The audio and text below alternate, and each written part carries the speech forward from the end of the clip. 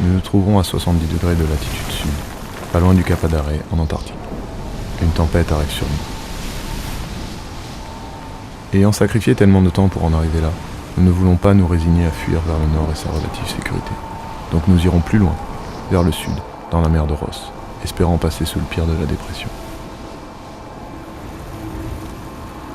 La saison est bien avancée et la température de l'eau flirte avec les 0 degrés.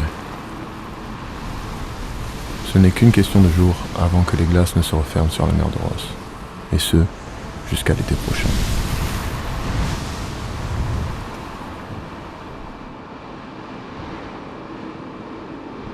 La température de l'air est si froide que les embruns se transforment en glace avant d'atteindre le pont. La météo empire plus vite qu'anticipé. La situation évoluera en un ouragan glacé de force 12, avec des rafales de vent excédant les 150 km/h. Mais ce n'est pas pour tout de suite. La pleine force de la tempête ne sera pas sur nous avant le milieu de la nuit. La visibilité décroît de minute en minute. La mer forcissant cache des icebergs en maraude. Être de quart est une sacrée expérience, une leçon d'humilité. En addition à nos soucis, notre moteur a commencé à fumer blanc et nous perdons des injecteurs pour lesquels nous n'avons pas de remplacement.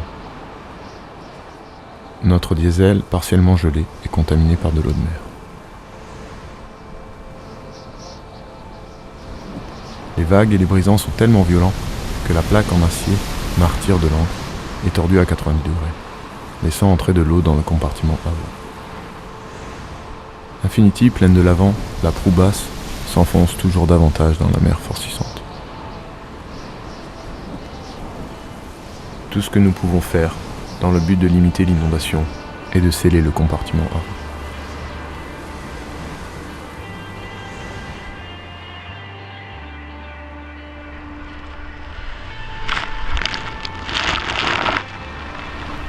Le pompé devra attendre une météo plus clémente.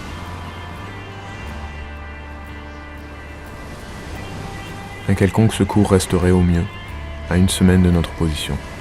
Nous sommes donc véritablement seuls.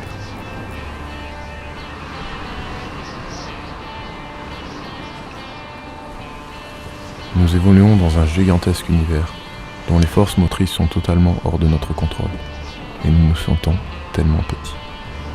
Alors, citons un sage, c'est quand tout part de travers que l'aventure commence.